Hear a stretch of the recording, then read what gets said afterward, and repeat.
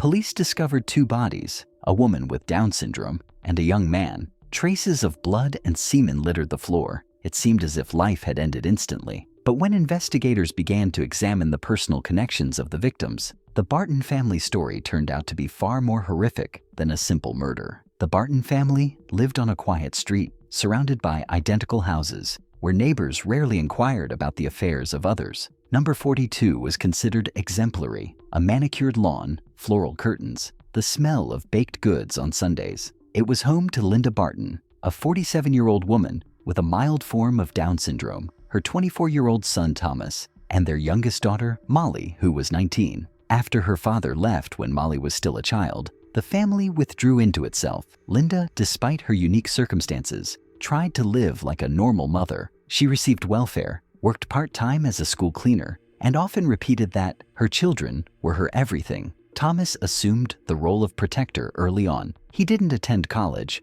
worked in an auto repair shop, and returned home to his mother every evening. They had a close emotional bond, almost invisible to outsiders, but palpable in everyday life. Neighbors described Linda as a friendly and neat woman who always looked well-groomed. A light dress, combed hair, and light lipstick. Her appearance often surprised people. People weren't used to seeing someone with Down syndrome grooming themselves so meticulously. Thomas, by contrast, seemed withdrawn. He rarely smiled, didn't socialize with his peers, and didn't invite friends over. It was assumed he was simply looking out for his mother and avoiding conflict. Molly was the opposite of both. She often went to visit a friend in a neighboring town, attended college, and tried to spend as little time at home as possible. In conversations with neighbors, she rarely mentioned her family, and when she did, it was in short bursts. According to classmates, she was embarrassed by her mother and irritated by her brother's excessive dependence on her. In recent years, a nearly closed system had developed between mother and son.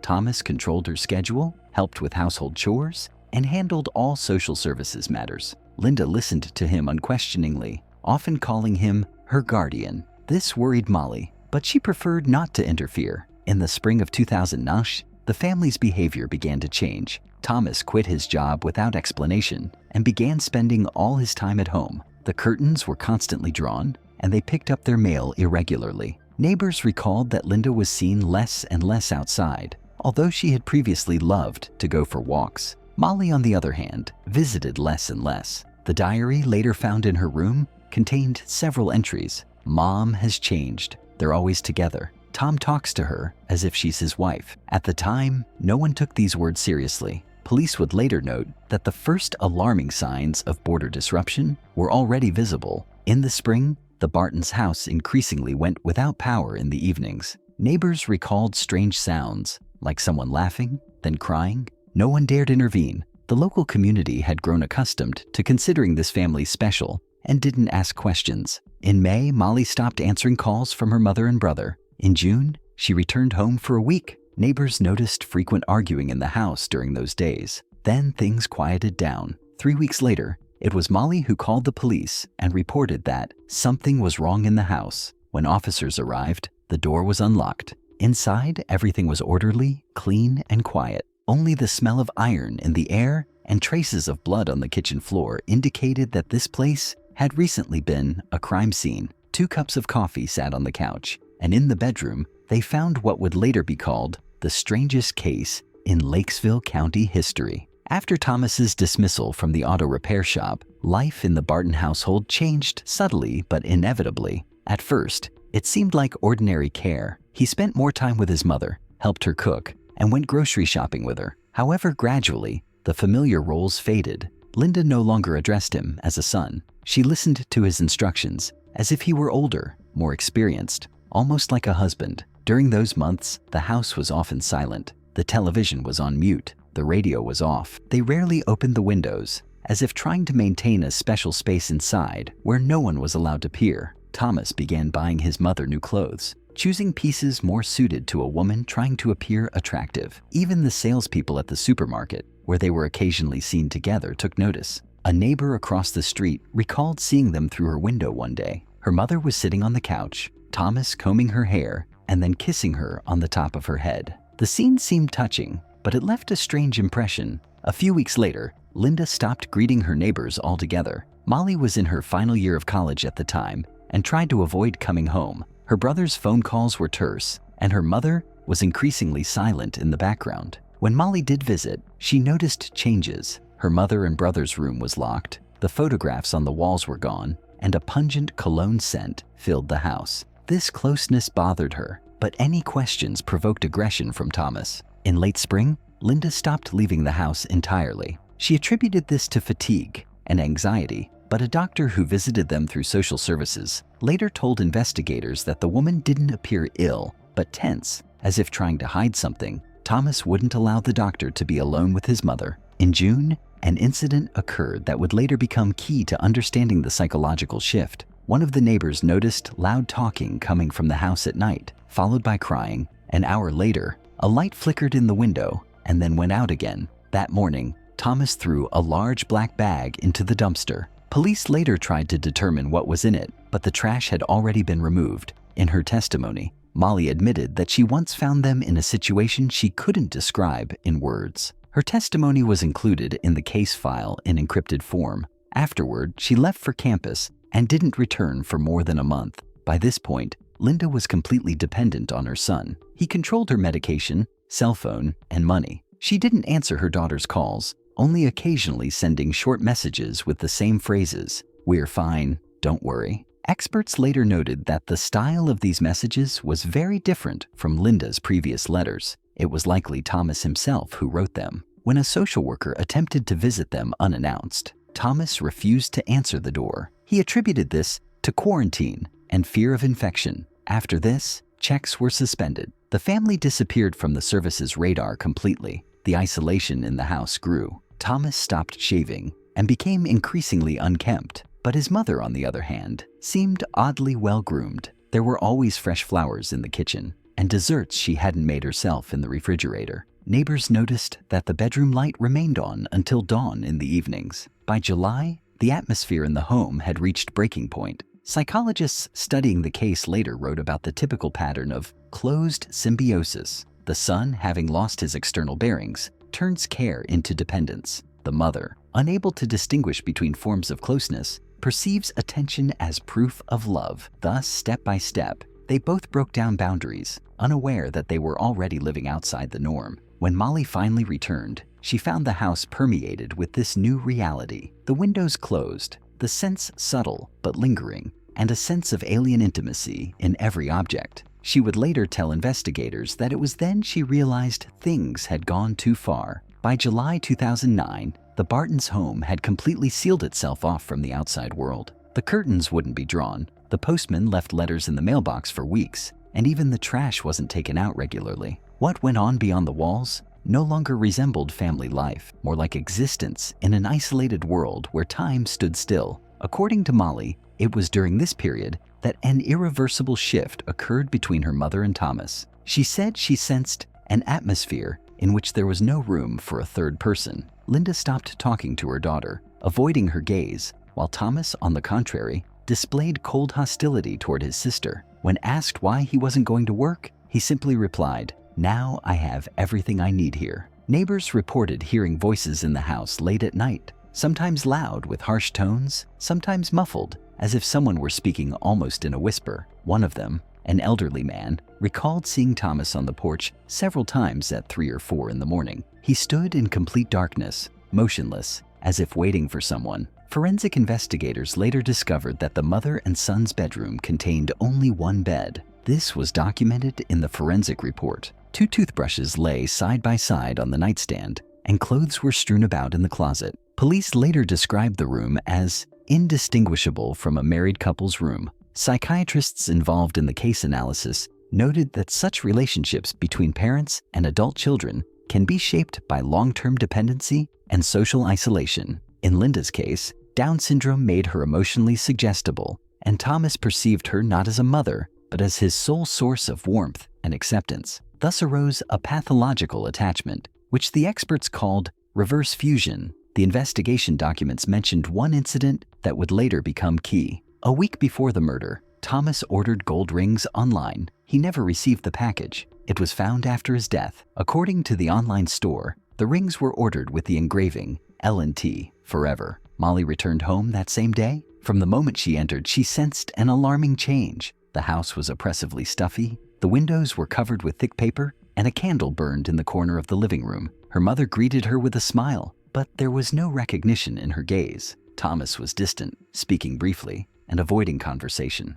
When Molly asked why they weren't answering their phones, he said it was more peaceful that way. The next day, she noticed her mother was wearing a new ring, a simple one without a stone, but on her ring finger, Thomas wore the same one. This was the last straw for her. That night, she tried to talk to her brother, demanding an explanation. In response, he shouted, "You don't understand, she's mine." Linda stood next to him, holding his hand. Investigators later reconstructed the events of that night from circumstantial evidence. There were no signs of forced entry, but evidence of a struggle was found in the kitchen: a broken cup, blood on the wall, and 3 fingerprints. It is believed the argument began between the brother and sister, and the mother attempted to intervene. Psychologists who analyzed Thomas's personality concluded that he was in a state of mixed psychosis, a combination of addiction, guilt, and emotional arousal. He was unaware of what was happening and perceived any attempt to intrude into their world as a threat of destruction. According to court documents, during the month before his death, Thomas repeatedly told a neighbor that he had found harmony and that people wouldn't understand them. A doctor who visited him at the request of a support service noted signs of nervous exhaustion, but was denied permission to examine his mother. When investigators later reconstructed the chronology of events, they concluded that it was during this time that the boundaries between maternal care, dependency, and pathological attachment were completely blurred. An atmosphere of near-religious fanaticism reigned in the home. Linda, according to experts, viewed her son as the only being capable of understanding and not judging. Molly said in her testimony, "When I looked at them, I realized there was nothing human between them. This wasn't a family, but something else." Late in the evening of July 14th, she left home and spent the night at a friend's place. She returned the next day determined to break the cycle. A draft of an unsent message was later found on her phone. "I have to stop this.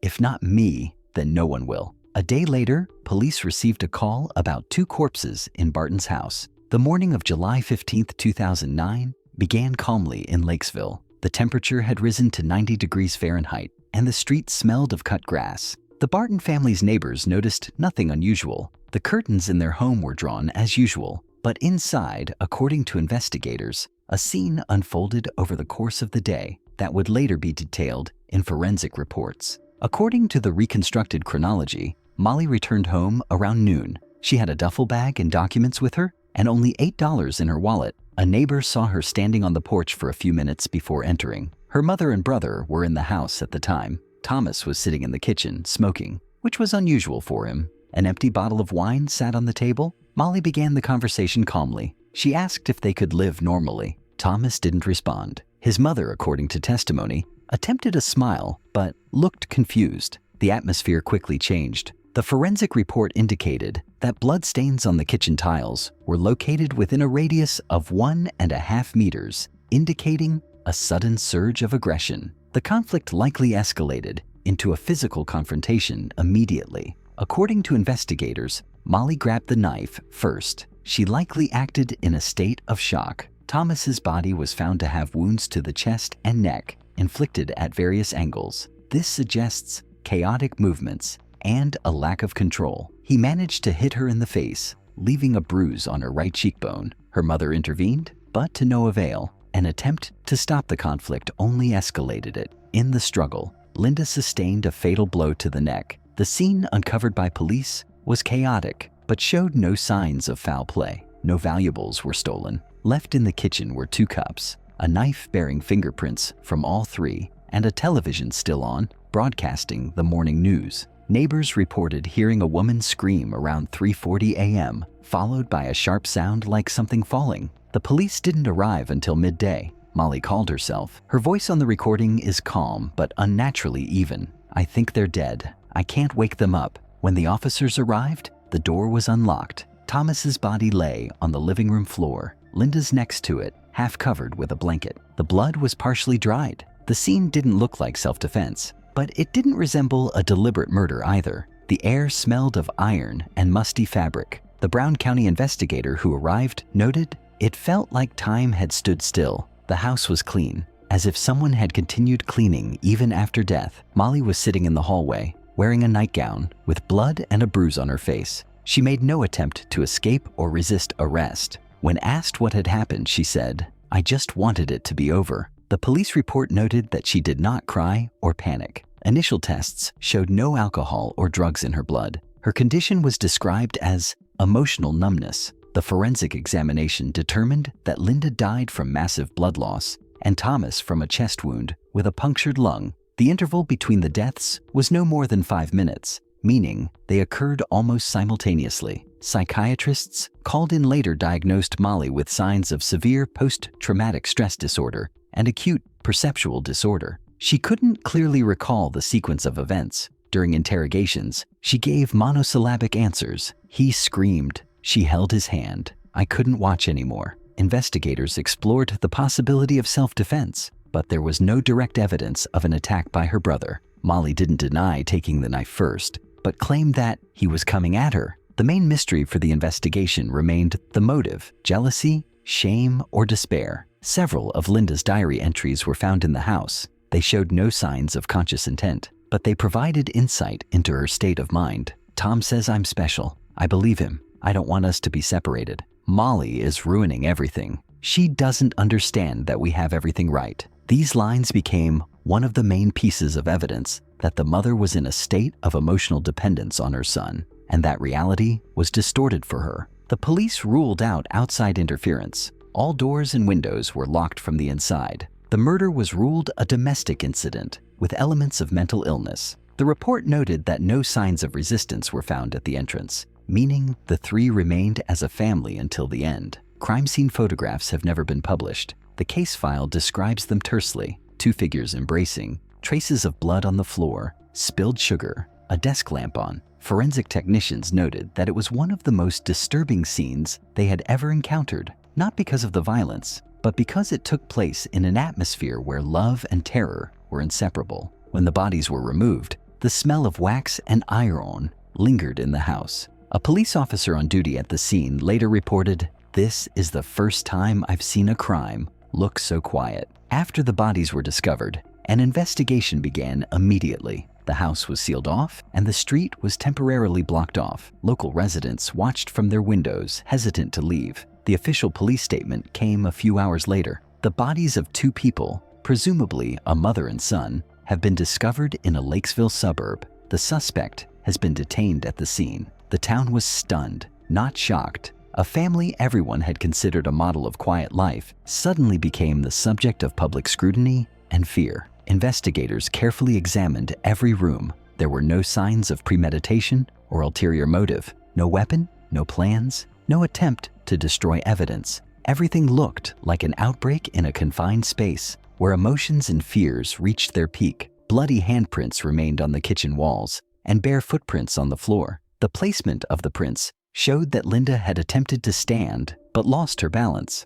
Thomas died within minutes. The examination determined that Molly had acted impulsively. Bloodstains from both victims were found on her clothing, and her hands bore cut marks from a struggle. However, forensic experts noted a strange detail. She did not leave the house after the murders. Over the course of several hours, she moved the bodies, covered them with a blanket, lit a candle, and removed the broken glass. Her behavior was determined to be the result of emotional numbness. The investigation lasted 5 months. During this period, Molly was kept in the psychiatric ward of the county jail. Her condition was described as disorganized but not psychotic. Doctors noted that she showed no remorse, but rather an indifference resembling fatigue. In the diary confiscated from her upon her arrest, the last entry was terse: "I just wanted silence." The psychological assessment divided the responsibility into 3 levels. The first is social: long-term isolation, lack of oversight by services, and family disunity. The second is emotional: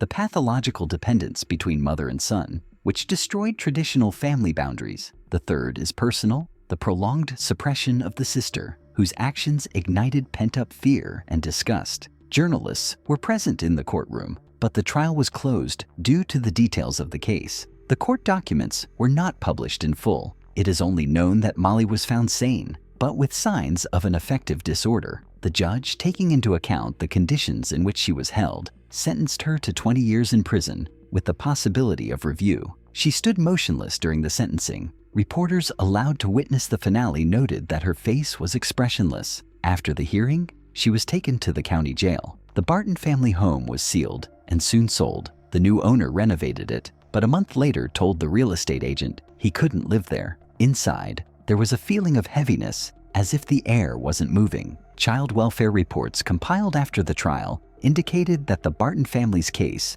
was an example of a systemic failure of social structures. No one noticed how this isolated family, living on the outskirts, gradually descended into a world where familial roles lost their meaning. The social worker who managed their case until 2008 admitted in an interview they seemed calm. There was no sign of disaster. The case file contains approximately 800 pages, records, reports, and photographs. Most of them are classified. For investigators, the case became a symbol of the slow disintegration of human connection, turning into a vicious cycle. They noted that it was the silence in the house, the absence of traces, the cleanliness and order that made the crime particularly sinister. In the fall of 2010, the Lakesville County Court Records Office received the following conclusion: case closed. The crime was committed out of personal tragedy. The defendant's mental state is considered borderline. Since then, the case has not been publicly discussed. Only among professional psychiatrists and criminologists does the Barton family case remain a subject of study, an example of how addiction and loneliness can lead to inner destruction, where murder becomes not an act of rage, but a form of release.